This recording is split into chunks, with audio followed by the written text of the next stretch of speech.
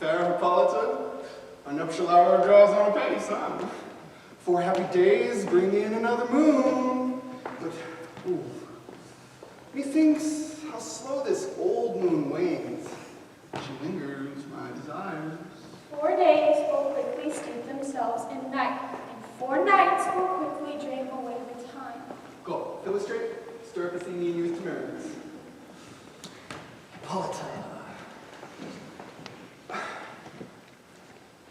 I wooed thee with my sword, and won thy love doing thee injuries, but I will wed thee in another key, with pomp, with triumph, and with reveling.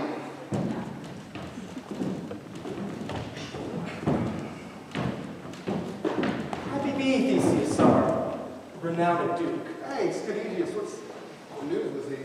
Full of vexation come I, with complaint against my child, my daughter Hermia. Stand forth, Demetrius, my noble lord. This man hath my consent to marry.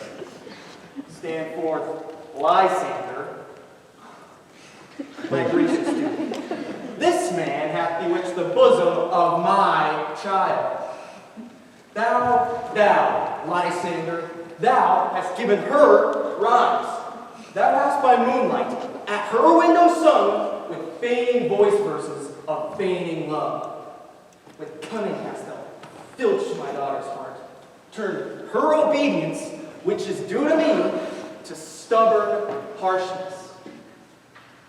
And, my gracious Duke, be it so she will not here, before your grace, consent to marry with Demetrius. I beg the ancient privilege of Athens.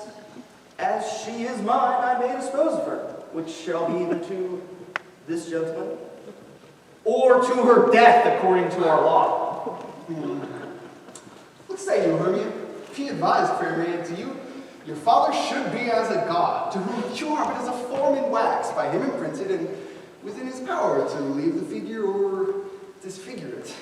Demetrius is a worthy gentleman. So is Lysander? In himself, he is, but in this kind, wanting your father's voice, the other must be held the worthier. I would my father looked but with my eyes. Rather, your eyes must with his judgment look. I do entreat your grace to pardon me. I know not by what power I am made bold, but I beseech your grace that I may know the worst that may befall me in this case. If I refuse to wed Demetrius, Either to die the death, or to abjure forever the society of men. Therefore, fair Hermia, question your desires, for if you yield not to your father's choice, you can endure the livery of a nun to live a barren sister all your life, chanting faint hymns to the cold, fruitless moon. so will I grow, so live, so die, my lord, ere I will my virgin patent up into his lordship. Take time to pause, and by the next new moon, sealing day betwixt my love and me. Upon that day, either prepare to die for disobedience to your father's will, or else to wed Demetrius. Relent, sweet Hermia. Lysander, yield thy crazy title to my certain right. You have her father's love, Demetrius. Let me have Hermia's. Do you marry him? Scornful Lysander! True, he hath my love. What is mine, my love, so shall render him. And she is mine, and all my right of her I do estate unto Demetrius. My lord, I am as well derived as you, as well possessed. My love is more than his. I am beloved of beauteous Hermia. Why should not I then prosecute my right? Demetrius, I'll avouch it to his head, made love to Nadar's daughter Helena, and won her soul. And she, sweet lady, dotes, devoutly dotes in idolatry upon this spotted and inconstant man. I must confess, I have heard so much. It was Demetrius thought to have spoke thereof, but being overfull of self-affairs, my mind did lose it. But Demetrius, come, Aegeus, you shall go with me. I have some private schooling for you both. For you, fair Hermia, look you arm yourself to fit your fancies to your father's will. or else the law of Athens yields you up, which by no means we may extenuate, to death, or to a vow of single life. Come, my Hippolyta, what cheer, my love? Demetrius and Aegeus, we will live on. With duty and desire, we follow you. Ay me, for aught that I could ever read, ever hear by tale or history, the course of true love never did run smooth. Oh, hell! To choose love by another's eyes? If then true lovers have been ever crossed, it stands as an edict in destiny. And let us teach our trial patience. A good persuasion. Therefore, hear me. I have a widow aunt, a dowager of great revenue, and she hath no child. From Athens is her house, remote 7 leagues, and she respects me as her only son. There, gentle Hermia, may I marry you. And to that place the sharp Athenian law cannot pursue us. If thou lovest me, then steal forth thy father's house tomorrow night, and in the wood, a league without the town, there will I stay for thee. My good Lysander, I swear to thee by Cupid's strongest bow, in that same place thou hast appointed me, tomorrow truly will I meet with thee. He promised, love. Look, here comes Helena. Godspeed, fair Helena. Whither away? Call you me fair? That fair again unsaved. Demetrius loves your fair. Unhappy fair. Oh, teach me how you look, and with what art you sway the motion of Demetrius' heart. I frown upon him, yet he loves me still. And would your frowns teach my smile such skill? I give him curses, and yet he gives me love. Oh, could my prayer could such affection move? The more I hate, the more he follows me. The more I love, the more he hated me. His folly, Helena, is no fault of mine. None but your beauty, with that fault were mine. Take comfort, he no more shall see my face. Lysander and myself will fly this place. Helen, to you our minds will unfold. Tomorrow night, when Phoebe doth behold her silver visage in the washing glass, decking with liquid pearl the bladed grass, a time that lovers' flights doth still conceal, to Athens' gates have we devised to steal. And in the wood where often you and I upon faint primrose beds were wont to lie, emptying our bosoms of their counsel sweet, there my Lysander and myself shall meet, and thence from Athens turn away our eyes to seek new friends and stranger companies. Farewell, sweet playfellow, pray thou for us, and good luck grant thee thy Demetrius. Keep word, Lysander. We must starve our sight from lovers' food till tomorrow deep midnight. I will, my Hermia. Helen, adieu, as you on him, Demetrius dote on you. How happy some or other some can be. Through Athens I am thought as fair as she. But what of that? Demetrius thinks not so. He will not know what all but you do know. And as he errs doting on Hermia's eye, so I admire of his qualities. Things base and vile, holding no quantity. Love can transpose to form and dignity. Love looks not with the eyes, but with the mind, and therefore is when Cupid painted blind. For ere Demetrius looked on Hermia's eye, he held on oaths that he were only mine. When this hail some heat from Hermia felt, so he dissolved, and showers of oaths did melt. I will go tell him of fair Hermia's flight, then to the wood will he tomorrow night pursue her. And for this intelligence, if I have thanks, it is a dear expense. For here in I to enrich my pain, to have the sight thither and back again.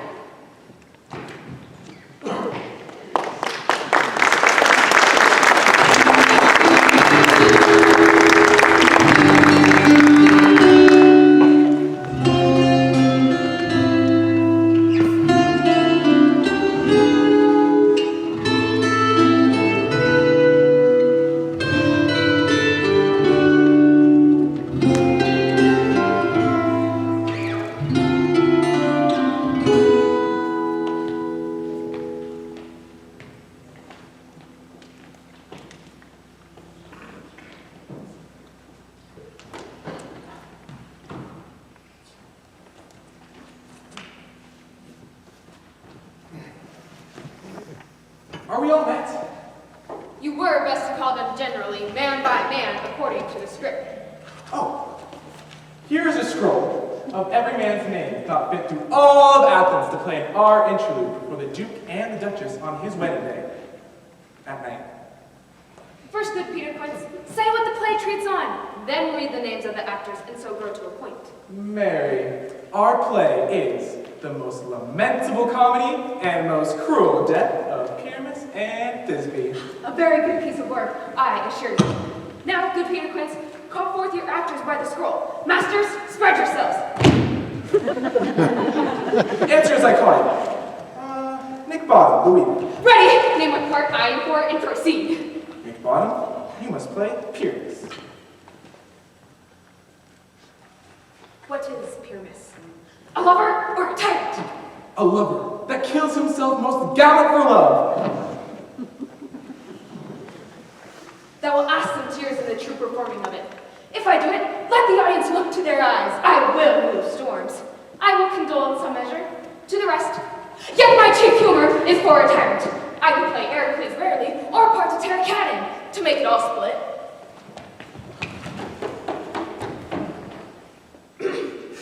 The raging rocks and shivering shocks shall break the locks of prison gates, and Phoebus' car shall shine from afar to make and mar the foolish fates. This was lofty. Now, name the rest of the players. Francis Flute, the ballad Here, Pickford. Flutes, you must take Thisbe on you. What is Thisbe? A wandering knight? It is the lady Pyramus must love. Faith, let me not play with I have a beard coming. That's all right. You shall play it in a mask, and you may speak as small as you will. And I may hide my face! Let me play Thisbe too. I will speak in a monstrous little voice. Thisbe, Thisbe. Ah, Pyramus, my lover dear, my Thisbe dear, and lady dear. No. You must play Pyramus, and Flute, you Thisbe. Well, proceed. Robin Starveling, the tailor. Here, Peter Quince. Robin Starveling, you Pyramus' mother. Tom Snout, the tinker. Here, Peter Quince. You Pyramus' father. Myself, Thisbe's father. Snug the joiner, you the lion's part. And I hope here is a play fitted. Have you the lion's part written? Pray you if it be given to me, for I'm slow of study. You will do it extempore, for it is nothing but roaring. Oh, let me play the lion too! I will roar, that will do any man's heart good to hear me. I will roar, that will make the Duke say, let him roar again! Let him roar again! And you should do it too terribly, for you would fright the Duchess and the ladies that they would shriek, and that were enough to hang us all. That would hang us, every mother's son. I grant you, friends, if you should fright the ladies out of their wits, they would have no more discretion but to hang us. But I will aggravate my voice, so that I will roar you as gentle as any sucking dove. I will roar you and twere any nightingale. You can play no part but Pyramus, for Pyramus is a sweet-faced man. A proper man, as one shall see on a summer's day. A most lovely, gentleman-like man. Therefore you must needs play Pyramus! Well, I will undertake it. What beard were I best to play it? Why, what you will. I will discharge it in either your straw-colored beard, your orange tawny beard, your purpling grain beard, or your French crown-colored beard. Ah, your perfect yellow. Masters, here are your parts, and I am to entreat you, request you, and desire you to come in by tomorrow night and meet me in the palace wood, a mile without the town by moonlight. There we will rehearse. For if we meet in the city, we shall be dogged with company, and our devices known. I pray you, fail me not. There we will meet, and we may rehearse most obscenely and courageously. Take pains, be perfect. Adieu.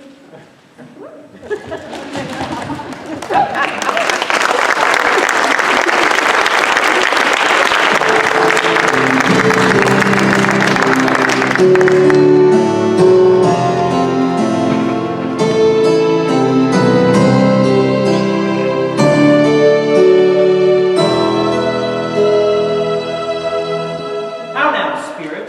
Whither wander you? Over hill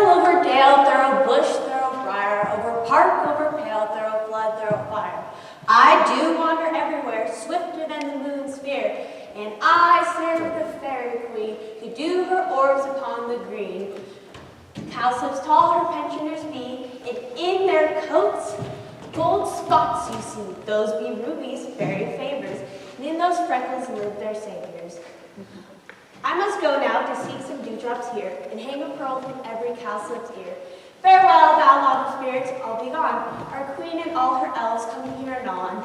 The king doth keep his revels here tonight. Take heed the queen come not within his sight, for Oberon is passing fell in wrath, because that she, as her attendant, hath a lovely boy stolen from an Indian king. She never had so sweet a changeling, and jealous Oberon would have the child knighted his train to trace Afar's wild. But she perforce withholds the loved boy, crowns him with flowers, makes him all her joy, and now they never meet in grove or green, by fountain clear or spangled starlight sheen. But they do swear that all the elves, for fear, creep into acorn cups and hide them there. Either I mistake your shape in making quiet, or else you are that shrewd and knavish sprite called Robin Goodfellow. Are not you he that frights the maidens of the village, those that hobgoblin call you, and sweet Puck? You do their work, and they shall have good luck. Are not you he? Thou speaks aright. I am that merry wanderer of the night. But room fairy, here comes Oberon. And here my mistress, would that he were gone. Ill met by moonlight, proud Titania. What jealous Oberon? Fairies, skip hence. I have forsworn his budding company. Tarry, rash one, am not I thy lord? Then I must be thy lady. But I know when thou hast stolen away from fairyland. Why art thou here? But that forsooth the bouncing Amazon, your busking mistress and your warrior love. To Theseus must be wedded, and you come to give their bed joy and prosperity? How canst thou thus for shame, Titania, glance at my credit with Hippolyta, knowing I know thy love to Theseus? These are the forgeries of jealousy, and never since the middle summer spring met we on hill and dale forest of mead to dance our ringlets to the whistling wind. But with thy brawls thou hast disturbed our sport.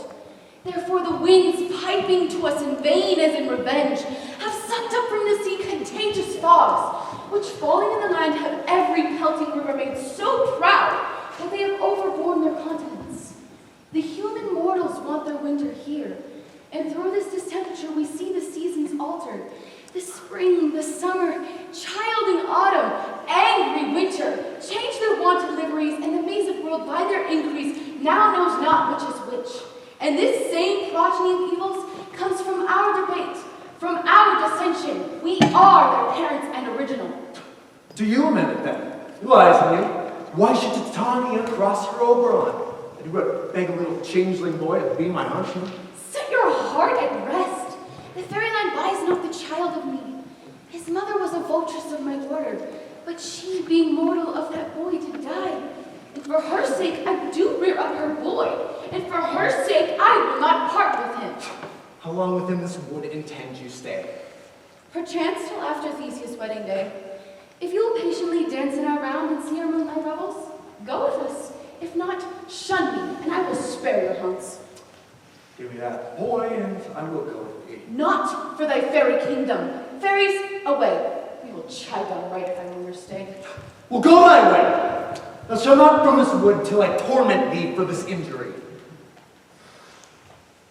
Gentle Puck, come hither. Now rememberest, since once I sat upon a promontory and heard a mermaid on a dolphin's back uttering such dulcet and harmonious breath that the rude sea grew civil from her song, and certain stars shot madly from their spheres to hear the sea maid's music. I remember. That very time I saw, but thou couldst not, flying between the cold moon and the earth, Cupid, all armed, a certain age who took at a fair vessel thrown by the west, and loosed his love shaft smartly from his bows, and should pierce 100,000 hearts. Yet marked I where the bolt of Cupid fell upon a little western flower, before milk white and now purple with love's wound, and maidens call it love in idleness. Fetch me that flower, the serve I showed thee once, the juice of it on sleeping eyelids laid will make or man or woman madly dote upon the next live creature that it sees. Fetch me the servant, and be thou here again ere the Leviathan can swim lean. I'll put a girdle round about the earth in 40 minutes.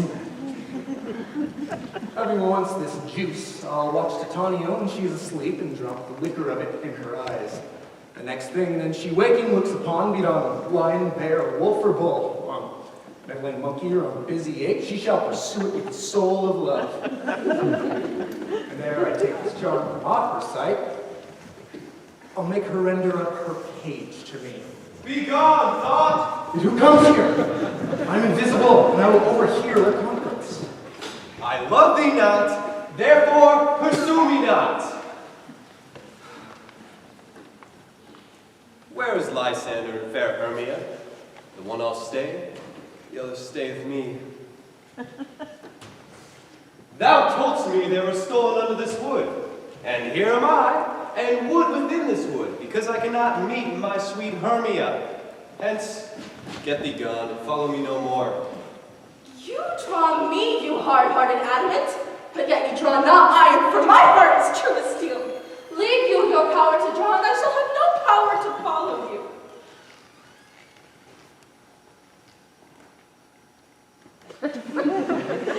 do I entice you? Do I speak you fair? Or rather, do I not, in the plainest truth, tell you, I do not, nor I cannot, love you. And even for that do I love you the more. I am your spaniel, and Demetrius, the more you beat me, I will fawn on you. Use me, but as your spaniel, spurn me, strike me, neglect me, lose me, only give me leave, unworthy as I am to follow you. What worse or place can I beg in your love and in a place of high respect with me than to be used as you use your dog?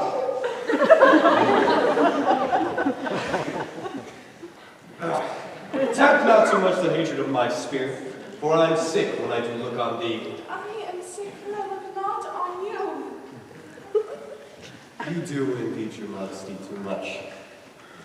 To leave the city and commit yourself in the hands of one that loves you not. To trust the opportunity of night and the ill counsel of a desert place with the rich worth of your virginity. Your virtue is my privilege, for that is not night when I do see your face. Therefore I think I'm not in the night. For you in my respect are all the world.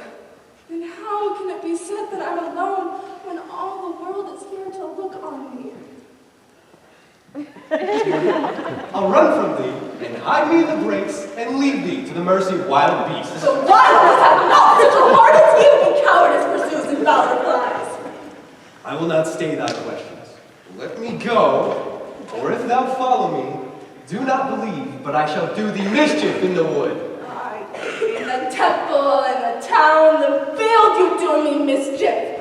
Fie, Demetrius, your rounds do set such scandal on my sex. We cannot fight for love as men may do. We should be wooed and are not made to woo. Oh, follow me!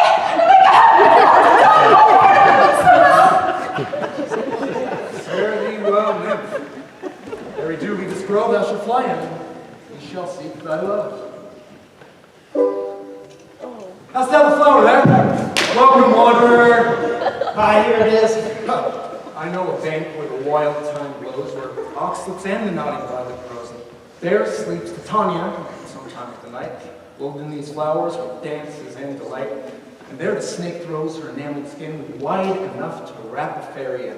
And with the juice of this, I'll streak her eyes and make her full of hateful fantasies. Take now some of it. See through this grove. A sweet Athenian lady is in love with a disdainful youth. Anoint his eyes, but do it when the next thing he espies may be the lady. Thou shalt know the man by the Athenian garments he hath on, affect it with some care that he may prove more fond on her than she upon her love. And wilt thou meet me at first cock crow? Fear not, my lord, your servant shall do so. Come, now around on the fairy song. Sing me not asleep, lend your offices and let me rest.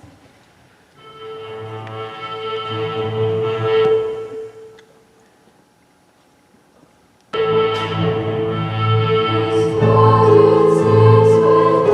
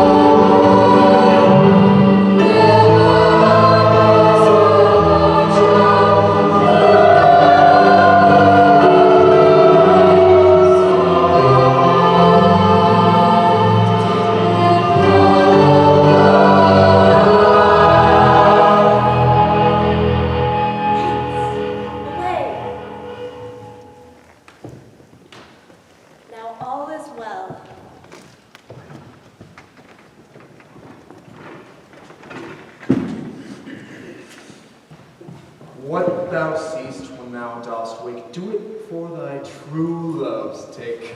Love and anguish for his sake. In thy eye that shall appear when thou wakest is thy dear. Wake when some vile thing is near.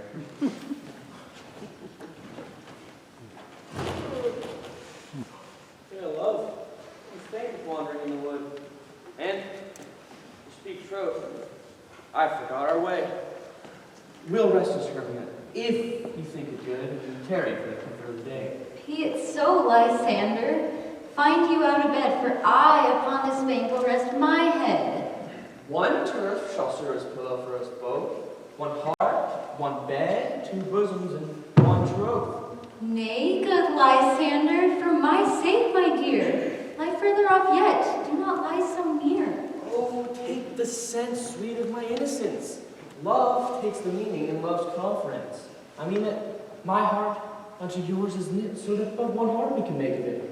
Two bosoms interchained with an oath, so then two bosoms in a single troth. And by your side no bedroom we deny, for lying so, Hermia, I do not lie. Lysander riddles very prettily. Now, much be true, my manners and my pride, if Hermia meant to say Lysander lied. But gentle friend, for love and courtesy, lie further off in human modesty. Such separation, as may well be said, becomes a virtuous bachelor and a maid. Amen. And to that fair prayer say I, and end life when I am loyalty. Here is my bed. Sleep give thee all's rest. With half that wish the wisher's eyes be pressed.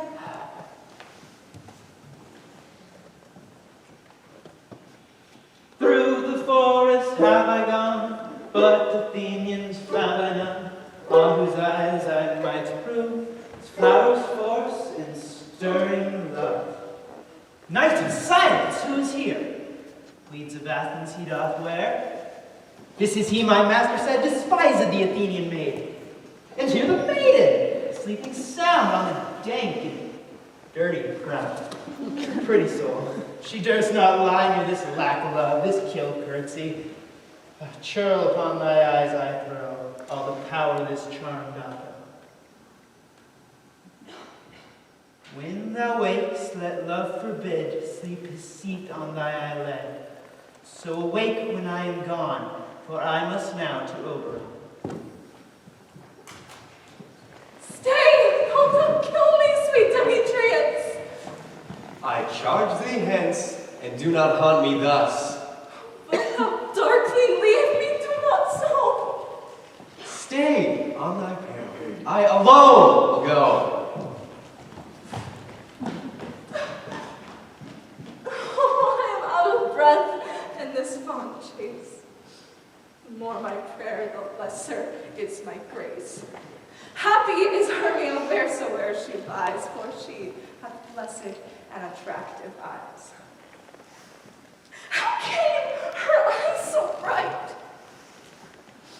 Not with salt tears. If so, my eyes are oftener washed than hers.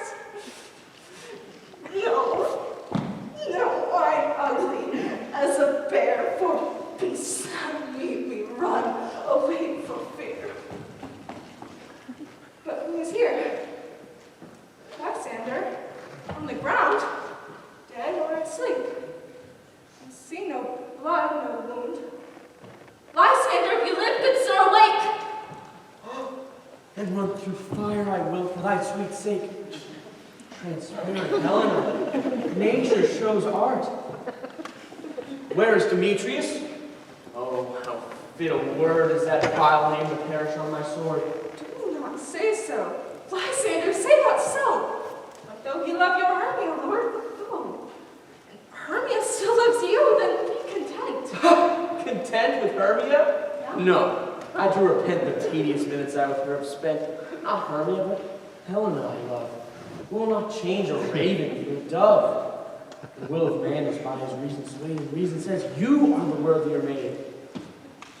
Wherefore was I to this keen mockery born?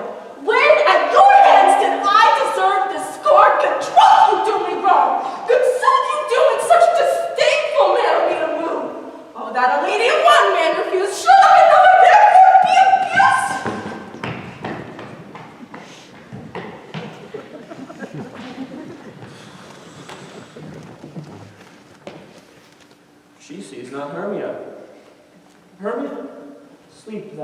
never and never mayst thou come, Lysander dear.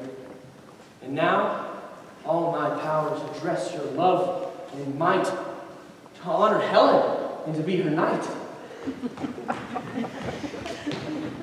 me, Lysander, help me! Do thy best to pluck this crawling serpent from my breast. Ay me, for pity, what a dream was here. Lysander, look how I do quake with fear. Methought a serpent ate my heart away, and you sat smiling at its cruel prey. Lysander? What, removed? Lysander, Lord! What, out of hearing? Gone? No sound? No word? No? And I well perceive you are not nigh. Either death or you will find immediately.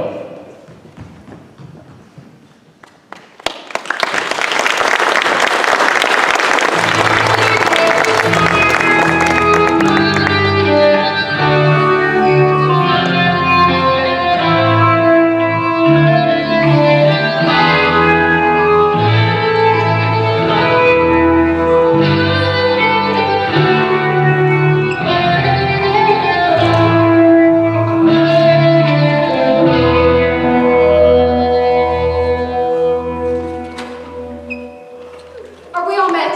Pat pat, and here's a marvelous convenient place for our rehearsal. This great hall shall be our stage, and this hawthorn break our tiring house, and we will do it in action as we will do for the Duke. First, Peter Quince, there are things in this comedy of Pyramus and Thisbe that will never please. First, Pyramus must draw a sword to kill himself, which the ladies cannot abide. How answer you that? By our lake in a parlous fear, I believe we must leave the killing out when all is done. Not to wit, I have devised to make all well. Write me a prologue, and let the prologue seem to say, we will do no harm with our swords, and that Pyramus is not killed indeed.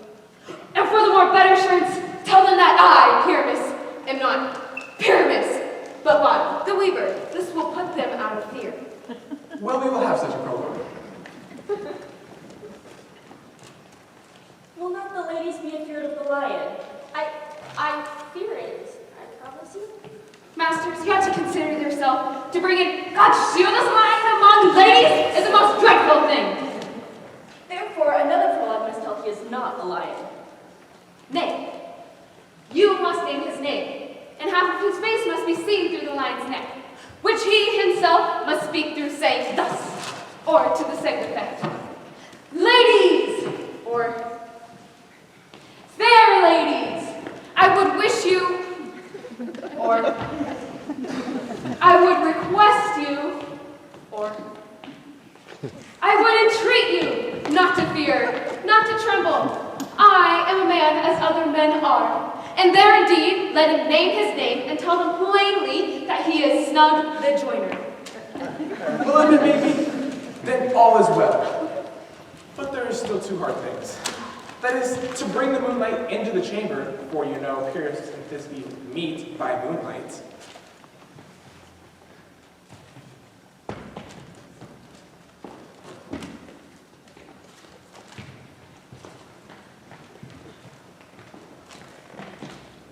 Doth the moon shine that night to play our play?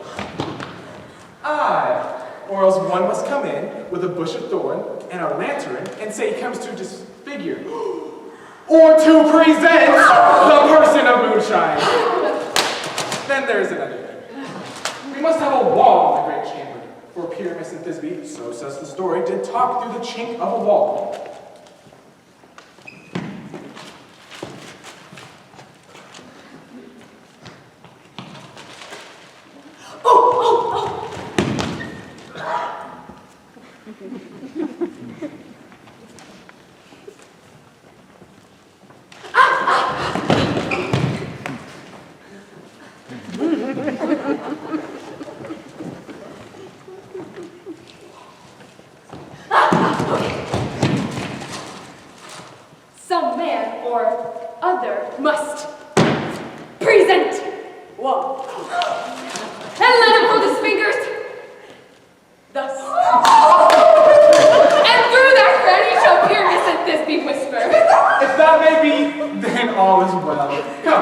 down on your mother's son and rehearse your parts.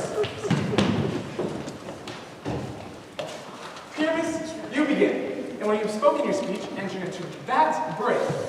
And so everyone according to his cue.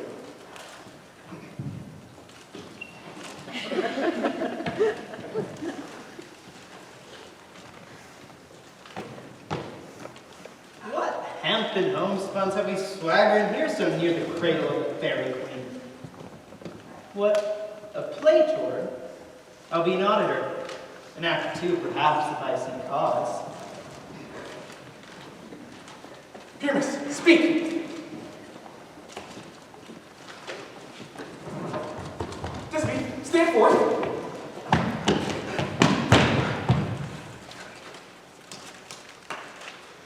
Thisbe, the flower of odious savor sweet. Odors, man! Odors. Odors, savor sweet, so hath thy breath, my dearest Thisbe dear. Return, a voice, say thou but here while, and by I will to thee appear. Stranger Pyramus than e'er played here. Must I speak now? Aye, Mary, must you? For you must understand he goes but to see a noise, and is to come again. Most radiant Pyramus, most lily-white of hue, of the color of the red rose on prime fire. Oh, as true as the truest rose, that yet would never tire. I'll meet thee, Pyramus, underneath tomb. Ninus tomb, man! Ninus tomb. And why you must not speak that yet? That you answer to Pyramus. You must speak all your parts and once. Cues and all. Pyramus, enter.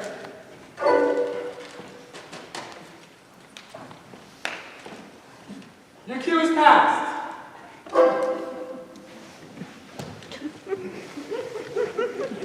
It is never tired.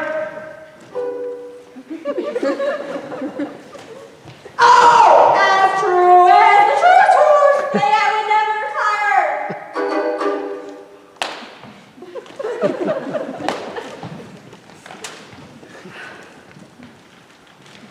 If I were fair, Thisbe, I were only thine. Oh, monstrous! Oh, strange! We are haunted. Fly masters, crane masters, help! I'll follow you, I'll lead you back around.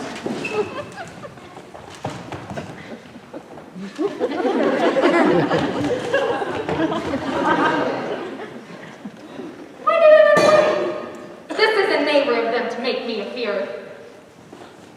Oh, bottom, thou art changed. What do I see of thee?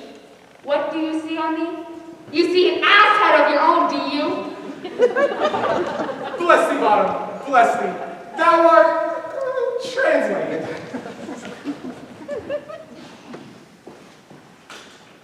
I see their knavery. This is to make an ass of me. To frighten me, if they could.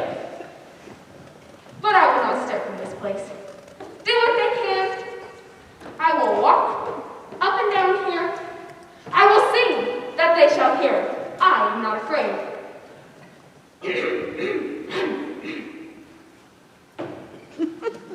The whistle cock so black of hue, with orange tawny bill. The throstle with his note so true, the wren with little quill. What angel wakes me from my flurry bed? The finch, the sparrow, and the lark, the plain sung cuckoo gray, whose note full many a man doth mark, and dares not answer nay. I pray thee, gentle mortal, sing again. Mine ear is much never of thy note, so is mine eye enthralled to thy shape, and thy fair virtues force perforce doth move me on first view to say and to swear, I love thee. Methinks, mistress, you should have little reason for that. And yet, to say the truth, reason and love keep little company together nowadays. As wise as thou art beautiful. Not so neither. If I had wit enough to get out of this wood, I have enough to serve mine own turn. Out of this wood do not desire to go. Thou shalt remain here, whether thou wilt or no. I am a spirit of no common rate. The summer still doth tend upon in my state, and I do love thee. Therefore, go with me. I will give thee fairies to attend on thee. Peas blossom, cobweb, moth, and mustard seed. Ready? And I. Where shall we go? Be kind and courteous to this gentleman. Hop in his walks and gambol in his eyes. Feed him with apricocks and dewberries, with purple grapes, green figs, and mulberries. The honey bag steal from the humble bees. Nod to moths and do him courtesies. Hail, mortal! Hail! Hail! Hail! Hail! I cry your worships, mercy, heartily. I beseech your worship's name. Cobweb? I shall desire you of more acquaintance, good Master Cobweb. Your name, honest gentleman? Peas blossom.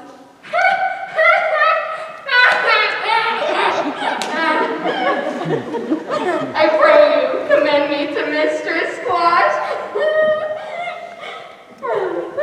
I desire you of more acquaintance, good Master Peas Blossom.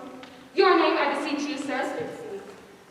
Good Master Mustard Seed, I promise your kindred hath made my eyes water ere now. Wow! I desire you of more acquaintance. Come, lead him to my bower. Tie up my love's tongue and bring him silently.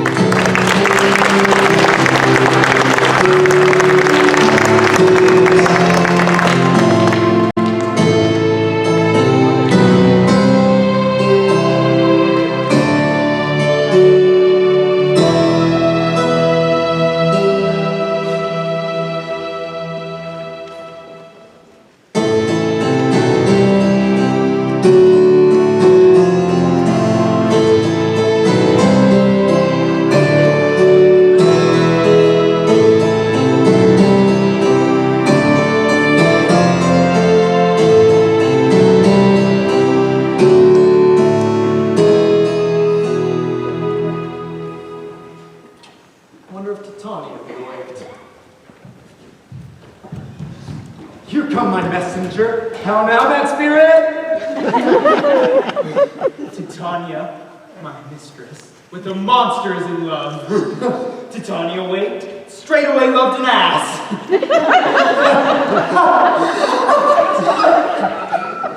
Oh, this falls out better than I could devise. Hast thou yet latched the Athenian's eyes with love juice as I did bid thee do? I took him sleeping, that is finished too, and the Athenian woman by your side. Then when he waked, of course she must be I.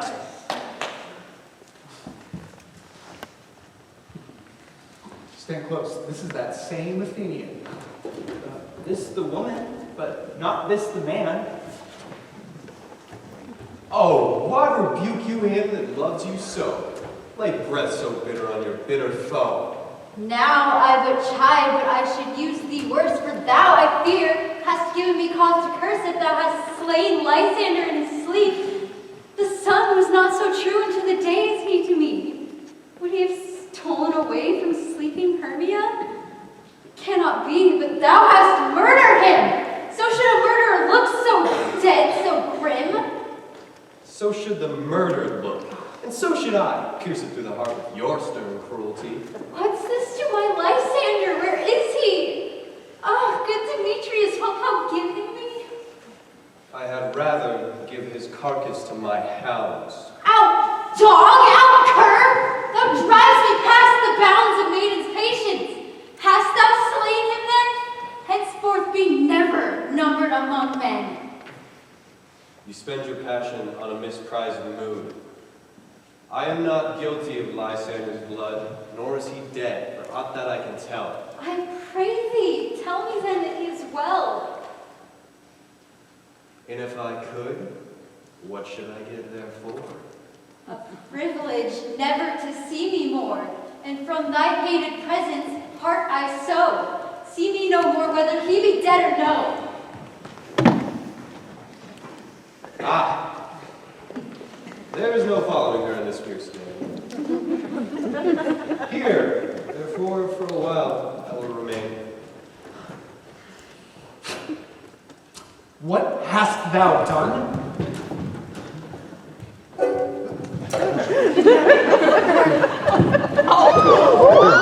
Thou hast mistaken the point and laid the love juice on some true love's sight. About the wood, go swifter than the wind, and Helena of Athens look thou find. Right? Some illusion, see thou bring her here, all charm his eyes against she do appear. I go, look how I go, swifter than arrow from the Tartar's bow.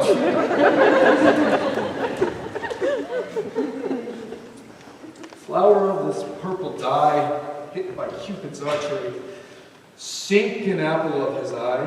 When his love he doth espy, let her shine as gloriously as Venus of the sky. When thou wakest, if she be by, beg of her for remedy. Captain of our ferryman, Helena is here at hand, and the youth mistook by me pleading for a lover's fee. Shall we their fond pageant see, Lord? What fools these mortals be! Stand close, the noise they make will cause Demetrius to awake. Why should you think that I should woo and scorn? Scorn and derision never come in tears. Look, when I vow, I weep, and vows, so born in their activity, all truth appears. You do advance your cunning more and more. These vows are Hermia's. Will you give her o'er? I had no judgment when to her I swore. Nor none in my mind. Now you give her o'er. Demetrius loves her, and he loves not you. Oh, Helena! Goddess! Nymph! Perfect! Divine! To what my love shall compare thine? Oh, spite!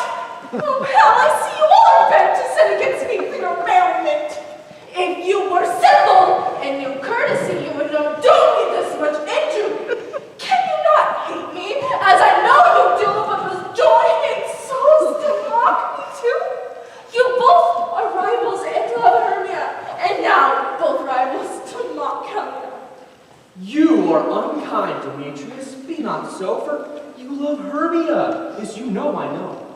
And here, in all goodwill, with all my heart, in Hermia's love I do yield you up my part.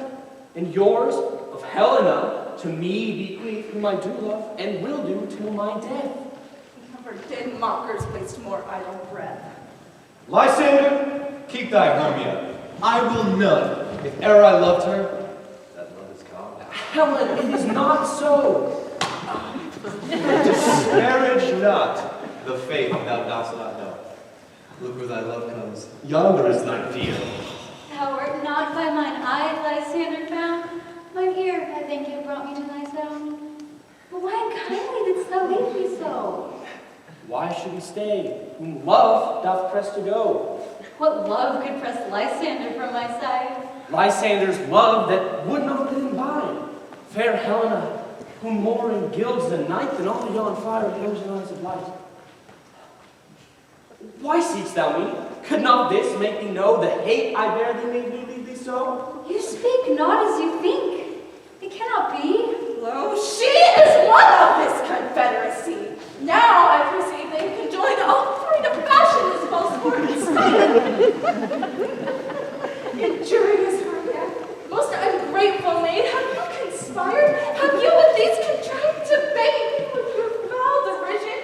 To join with men in scorning your poor friend? I am amazed at your passionate words. I scorn you not. It seems that you scorn me. Have you not set Lysander, as in scorn, to follow me and praise my eyes and face, and send your other love, Demetrius, who even but now did spurn me with his foot, to call me goddess, nymph, divine, and rare? I understand not what you mean by this. I do persever counterfeit saplings, make mouths upon me when I turn my back. It is partly my own fault, which death or absence soon shall remedy. Stay, gentle Helena.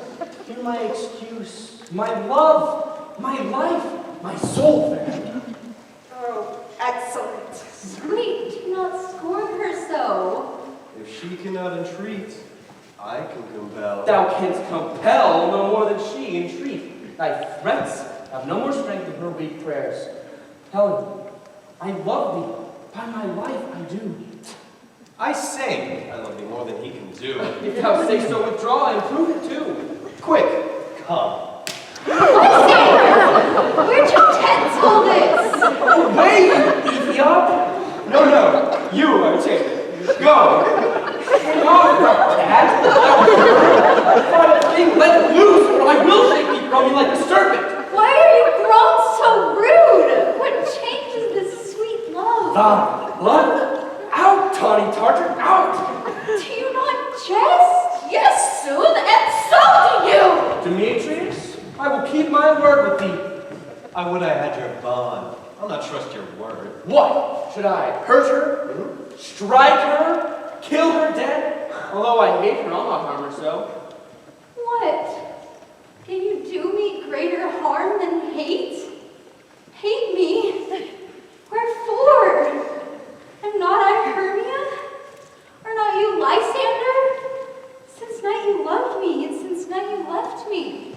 In earnest, shall I say? Aye, by my life, and never did desire to see thee more. Therefore, be out of hope, of question, of doubt, be certain, nothing true. 'Tis no jest that I do hate thee and love Helena. Oh, me. You juggler! You cake and blossom! You thief of love!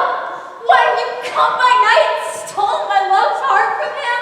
Fine, faith. Have you no modesty? No maiden shame, no touch of bashfulness? Fine, counterfeit, you puppet, you! Puppet? Why so? Aye, that way goes the game. Now I perceive that she hath made compare between our statures. She hath urged her height, and with her personage, her tall personage, her height, forsooth she hath prevailed with him.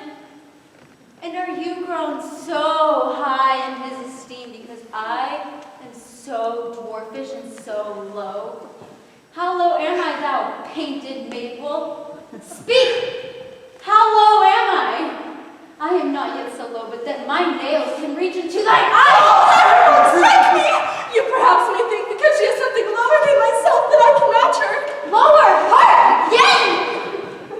Good Hermia, do not be so bitter with me. I ever more did love you, Hermia. Let me go. You see how simple and how fond I am. Why, get you gone. Who is it that hinders you? A foolish heart that I leave here behind. What, with Lysander? With Demetrius. Be not afraid. She shall not harm you, Helena.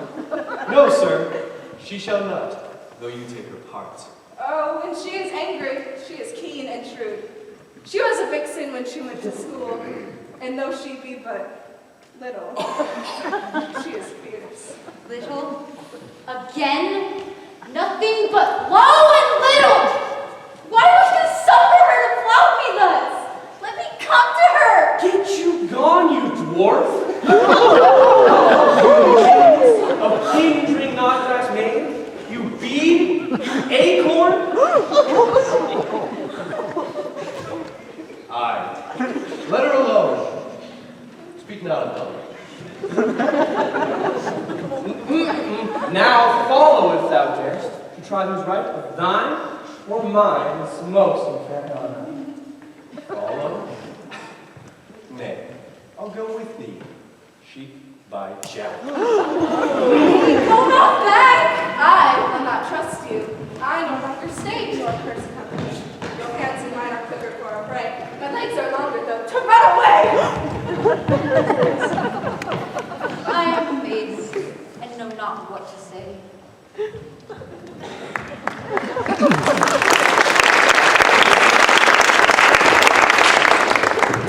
This is thy negligence. Still thou mistakest, or else amidst thy neighbors willfully. Believe me, King of Shadows, I mistook. Did not you tell me I should know the man by the Athenian garment he had on? And so far blameless proves my enterprise, as I've anointed an Athenian's eyes. Thou seest these lovers seek a place to fight. I therefore, Robin, overcast the night and lead these testy rivals so astray as one come not within another's way, till o'er their brows death counterfeiting sleep with leaden legs and patty wings doth creep, and crush this herb into Lysander's eye, whose liquor hath the virtuous property to take from thence all error with his might, and make his eyeballs roll with wonted sight. When next they wake, all this derision shall seem a dream and fruitless vision. Whiles I do in this affair to be employed, I'll to my queen and beg her indeed boy. Then I will her charmed eye release from monster's view, and all things shall be peace. Notwithstanding, haste, make no delay. We shall effect this business yet ere day. Up and down, I will lead them up and down. I am feared in field and town. Goblin, lead them up and down. Here comes one. Where art thou, proud Demetrius? Speak thou now. Here, villain, drawn and ready, where art thou? I'll be with thee straight. Follow me then to plainer ground. Lysander, speak again. Thou runaway, thou coward, art thou fled? Speak. In some bush? Where dost thou hide thy head? Thou coward, art thou bragging to the stars, telling the bushes that thou lookst for wars and wilt not come? Come, recreant. Come, thou child, I'll whip thee with a rod. Yea, art thou there? Follow my voice, we'll try no manhood here.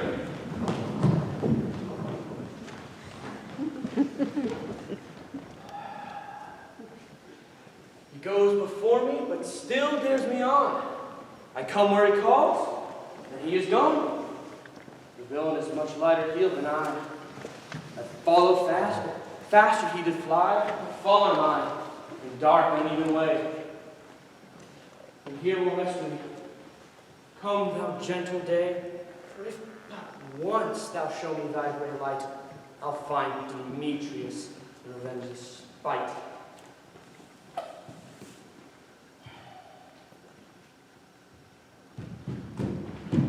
Thou, ho, ho, ho, coward, why comest thou not? Thou runst before me, shifting every place, and darest not stand, nor look me in the face. Where art thou now? Come hither, I am here. Nay, then thou mockest me.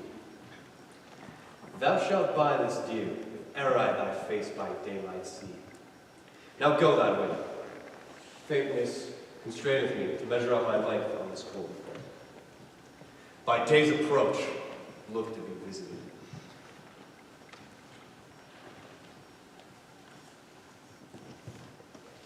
Oh, weary night, oh, long, tedious night. Bate thy hours, shine comforts from the east that I may back to Athens by daylight. Thou mayest at my own company detest, and sleep that sometimes shuts up sorrow's eye. Steal me well from my own company. Yet but three. Come one more, two of both kinds makes a four. Never so weary, never so in woe, dabbled with the dew and torn with briars. I can no further crawl, no further go. My legs can keep no pace with my desires. Here will I rest me till the break of day. Heaven's shield Lysander if they meet a fray.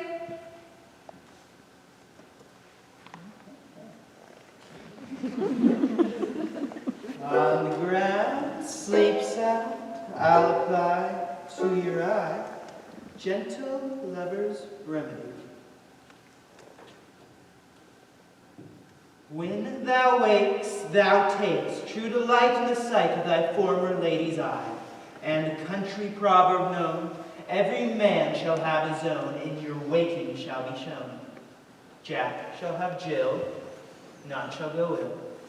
The man shall have his mare again, and all shall be well.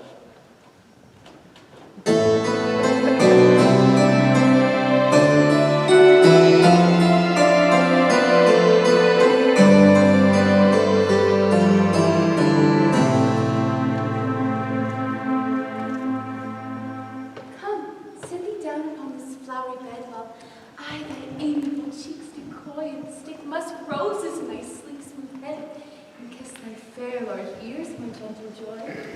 Where's Peas Blossom? Here. Scratch my head, Peas Blossom.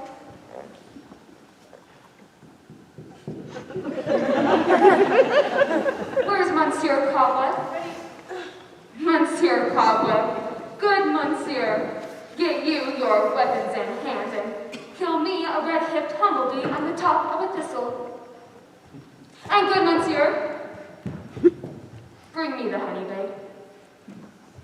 And good Monsieur, have a care of the honey bag break not. Where's Monsieur Mustard Seed? Ready? What you will? Nothing, good Monsieur, but to help cover a cobweb to scratch. And as to the barbers, Monsieur, for methinks I marvel hairy about the face, and I am such a tender ass. If a hair do but tickle me, I must scratch. But wilt thou hear some music, my sweet love? I have a reasonably good ear of music. Let us have the tongues and the bones. Or say, sweet love, what thou desires to eat. I could munch some of your good dry oats. Methinks I have a great desire to a bottle of hay.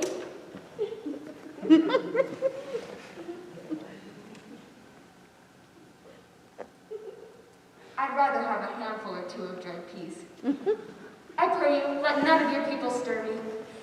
I have an exposition of sleep come upon me. Sleep thou, and I will lie thee in my arms. Fairies, be gone, and be always away. So doth the woodbine the honeysuckle gently twist. The female ivy so in rings the parky fingers of the elves. Oh, how I love thee, how I dote on thee.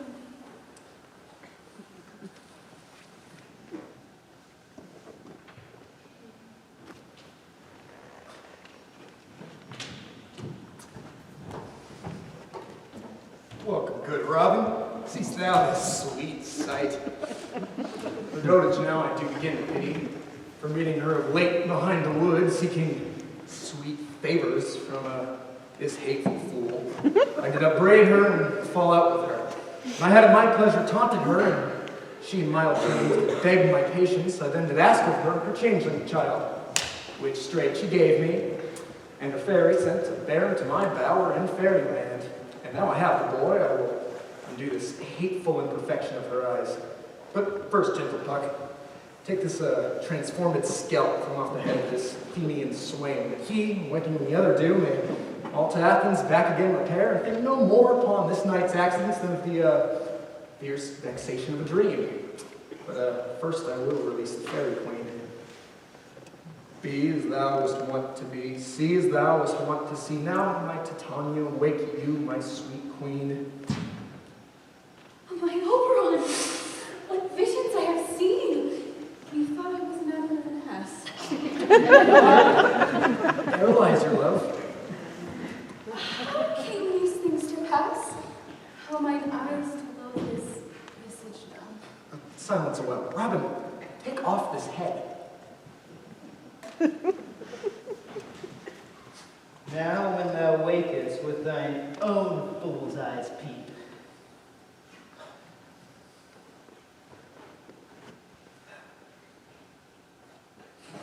Sound, music. Come, my queen, take hands with me and rock the ground whereon these sleepers be. Now, thou and I are new in enemy, and will tomorrow midnight solemnly dance in Duke Theseus' house triumphantly and bless to all fair prosperity. Fairykin, attend and mark. I do hear the morning lark. Then, my queen, in silence sad, trip we after the night's stage. We the globe can compass soon, swifter than the wandering moon. Come, my lord, and in our flight, tell me how it came this night that I, sleeping here, was found with these mortals on the ground.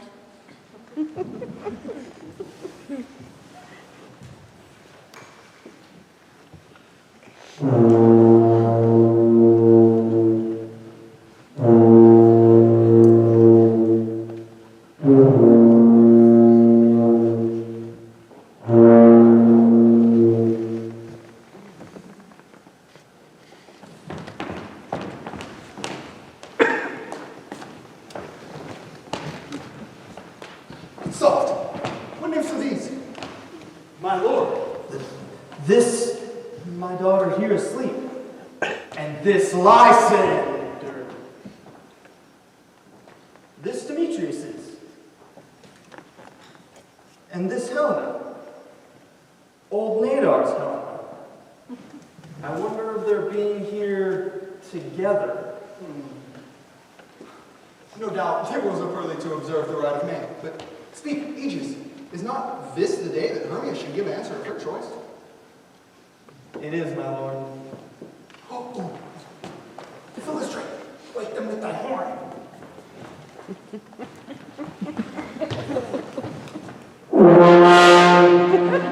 Good, girlfriends. St. Valentine is past. Begin these woodbirds but to couple now. Pardon, my lord? Indeed. I pray you all, stand up. Up. I know you two are rival enemies. How comes this gentle concord in the world? My lord, as yet I swear I cannot truly say how I came here. And now do I bethink me, so it is. I came with Hermia hither. Our intent was to be gone from Athens, where we might, without the peril of the Athenian law. Enough! Enough! My lord, you have enough. I beg the law upon his head. They would have stolen away. They would, Demetrius. Thereby would defeat you and me. You of your wife and me of my consent. My lord, fair Helen told me of their story, of this their purpose hither to the world, and I, in fury, followed them. Fair Helen in fancy following me. Now, I wot not by what power, but some power it is. My love for Hermia melted as the snow. The object and the pleasure of mine eye is only Helen. To her was I betrothed ere I saw Hermia.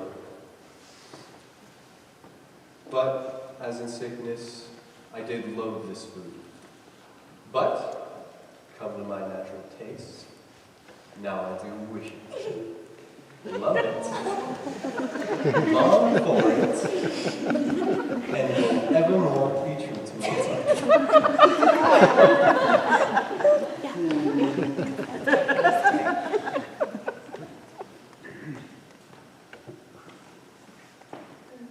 Aegis, I will overbear your will.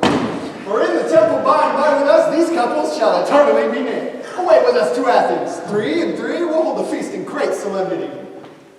Are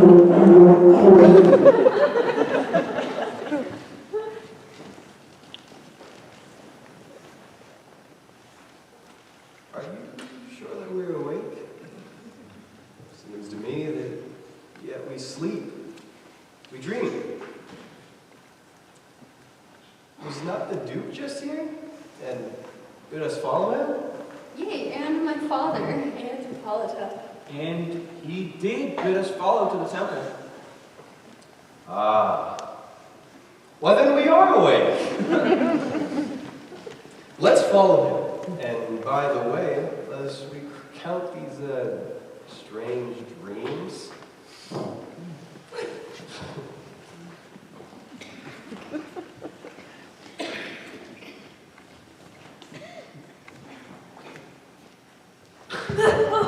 When my cue comes, call, and I will answer. My next is most fair, Pyramus.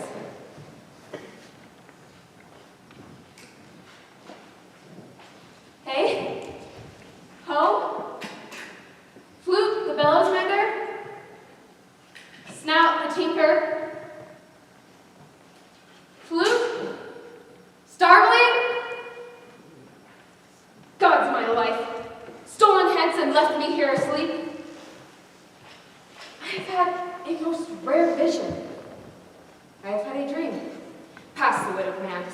what dream it was.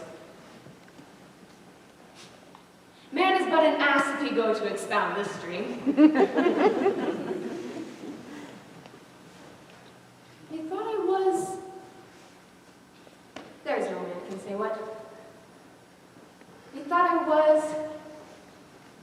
Methought I had...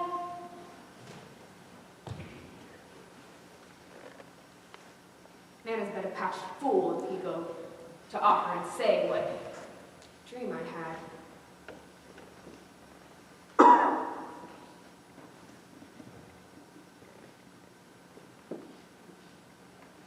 The eye of man hath not heard, the ear of man hath not seen, man's hand is unable to taste, his tongue to conceive, nor his heart to report what dream it was. I will get Peter Quince to write a ballad of this dream. It shall be called Bottom's Dream, because it had no bottom. And I will sing it in the latter end of the play before the Duke.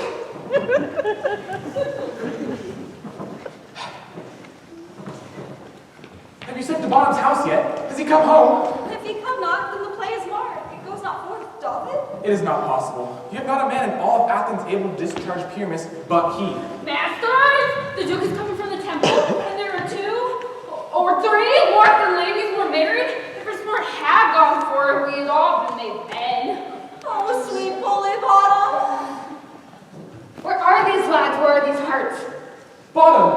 Almost courageous day! Almost happy hour! Masters, ask me not what, for if I tell you, I am no true Athenian. Let us hear, sweet Bottom. Not a word of me. All that I will say is that the Duke hath dined. Get your apparel together, good strings to your beards. Every man look over his part, for the short and the long is our play is preferred. In any case, let this be have clean linen. Let not him who played the lion pare his nails, for they shall hang out for the lion's claws. And most dear actors, eat no onions nor garlic, for we're to utter a sweet breath. And I do not doubt but to hear them say, it is a sweet comedy. No more words! Away! Go away!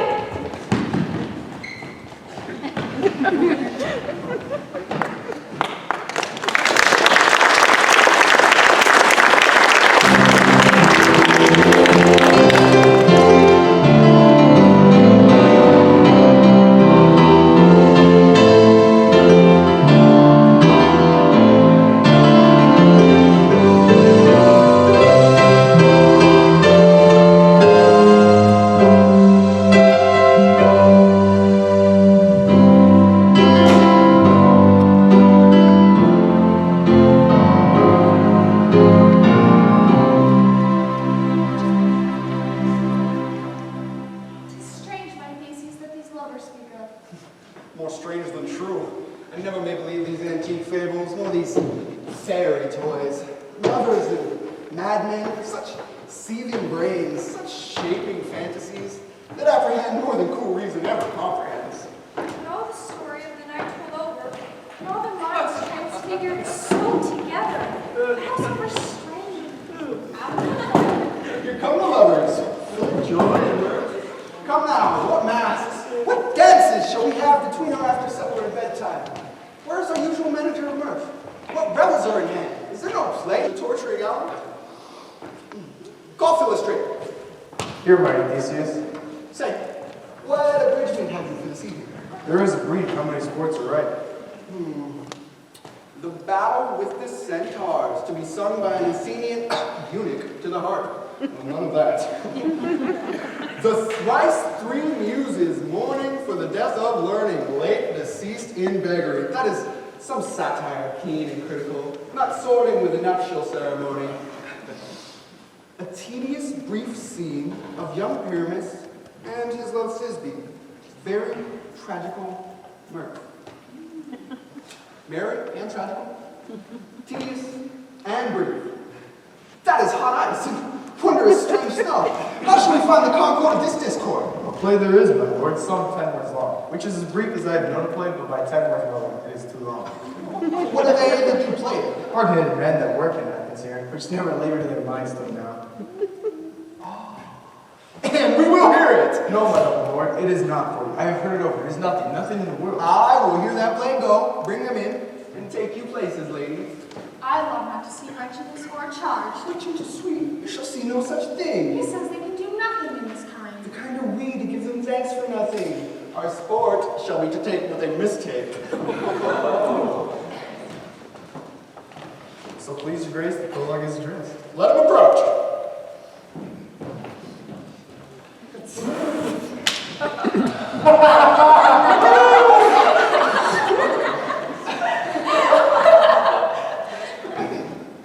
If we offend, it is with our good will that you should think we come not to offend, but with good will. To show our simple skill, that is the true beginning of our end. This fellow does not stand upon points. He has written his prologue like a rough colt. He knows not to stop. A good moral, my lord, is not enough to speak, but to speak truth. Indeed, he has planned to go like a child of recorder. Sound, but not government.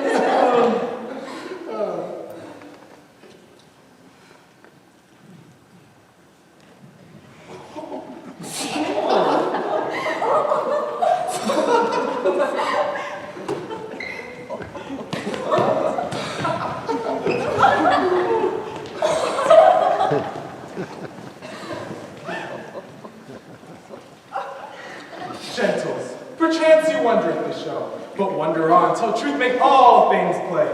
This man is Pyramus, if you would know. This beauteous lady Thisbe is certain. This man with lime and rough cast doth present wall. That vile wall which did these lovers sunder, and through walls chink, poor souls, their content to whisper. At the which let no man wonder. This man with lanthorn dog and bush of thorn presented moonshine. Or if you will know, by moonshine did these lovers think no scorn to meet at Ninus' tomb, there to woo. This grisly beast which lion hight by name, the trusty Thisbe coming first by night, did scare away, or rather, did affright.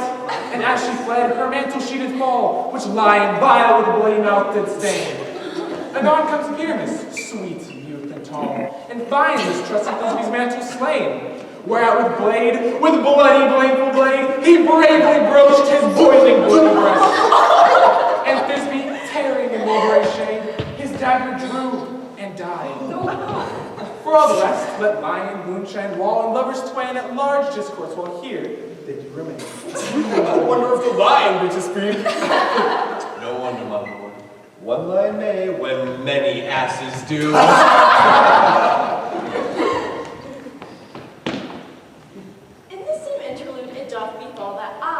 Now by name present a wall, and such a wall as I would have you think that had a crannied hole, or a chink, through which the lovers, Pyramus and Thisbe, did whisper often, very secretly. This loam is rough cast, and this stone doth show that I am that same wall. The truth is so, and this the cranny is, right and sinister, for which the fearful lovers are to whisper.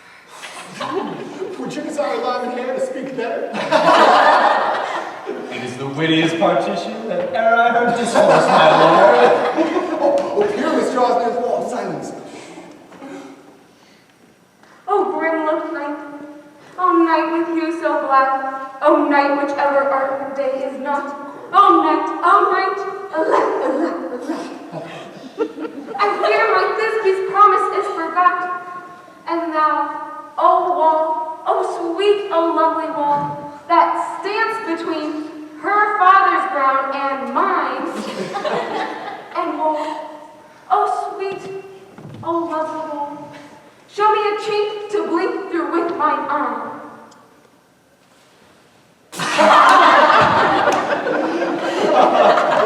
Thanks, prettiest wall. Don't shield me well for this.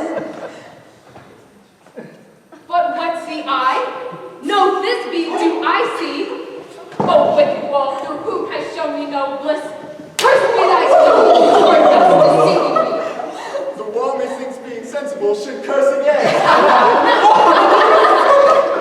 He should not. Oh. Deceiving me is Thisbe's cue. She is to enter now, and I'm to spy her through the wall. You shall see it fall pat as I told you. Yonder, she comes. Oh, often hast thou heard my moans for parting my fair Pyramus and me. My cherry lips have often kissed thy stones alive and haired up in thee. I see a voice. Now I will to the chink, and I can hear my Thisbe's face. Thisbe, Hello, thou art my love. think what thou wilt. I am thy lover's grace, and like Lymander, am I trusty still. And I like Helen to the fates we kill. Oh, kiss me through the hole of this vile wall.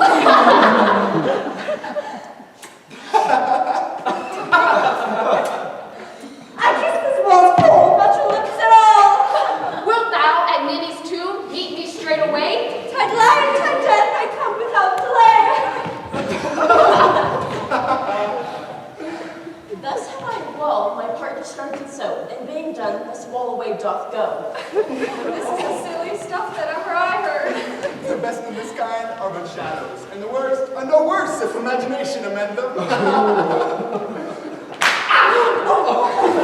it your imagination that did not theirs? Here come two noble beasts in, a man and a lion.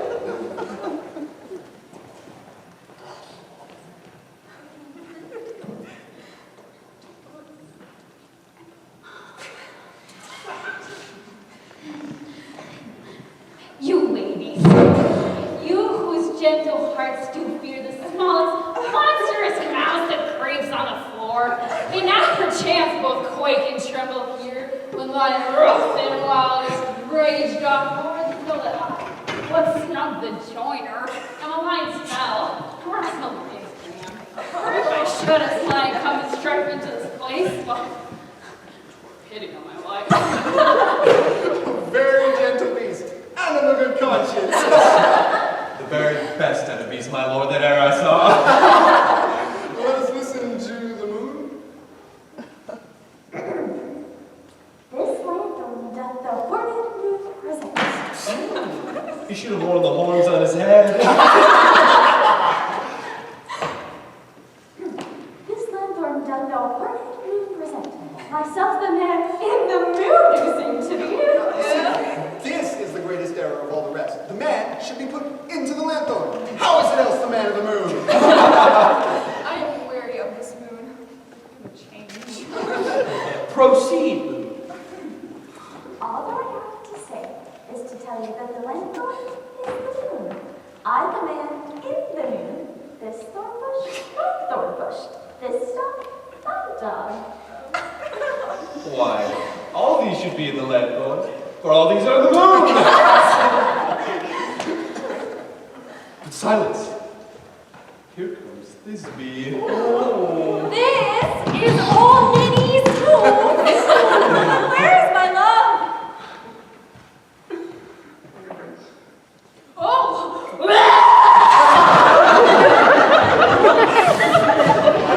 Well roared, lion. Well done, Thisbe. Well shown. Well moused, lion. And then came Pyramus. And so the lion vanished.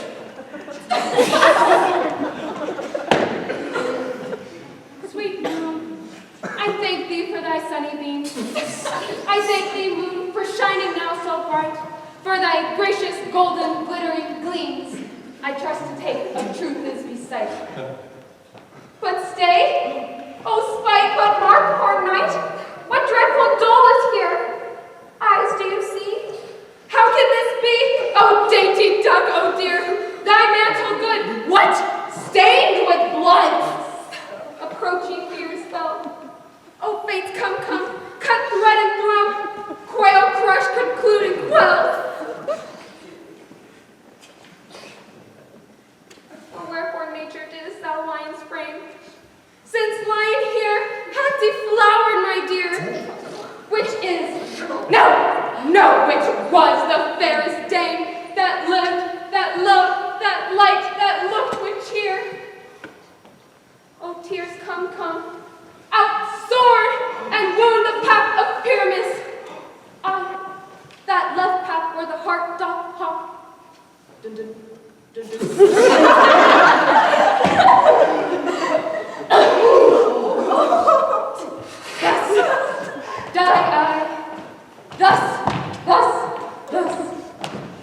Now am I dead? Now am I fled? My soul is in the sky. Tongue, lose thy light. Moon, take thy flight. Now! Die! Die! Die! Die! With the help of a surgeon, he might yet recover, and yet prove an ass. How chance moonshine has gone before this comes back and finds her lover. Oh, she will find him by starlight. Here she comes, and her passion ends the play. Methinks she should not use a long one for such a pyramus. Oh, she will be brave. Asleep, my love? What? Dead, my dove? O Pyramus, rise! Speak, speak. Dead, dead? But you must cover these sweet eyes, these lily lips, this cherry mouth, this yellow calfsome cheeks. Our God! Our God! Lovers make love.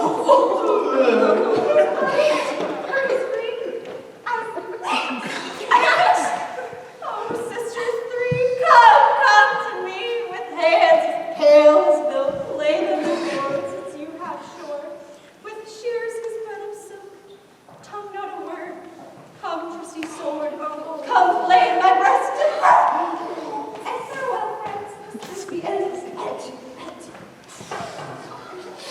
Lion and moonshine are left to bury the dead. Aye, and Wall too. No, assuredly. Wall is now that part of their fathers.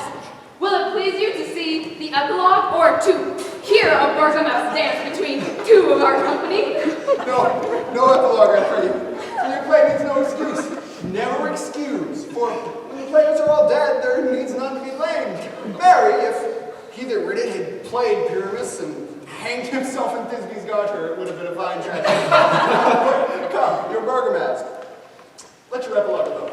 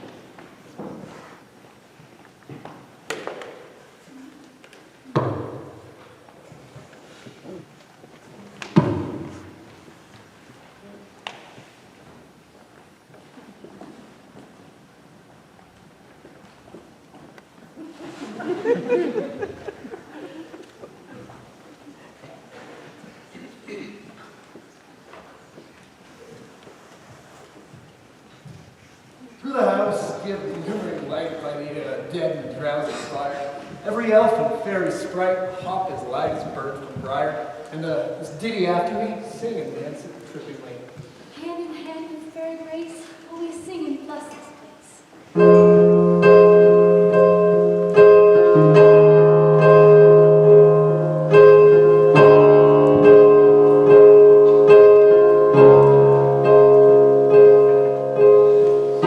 Until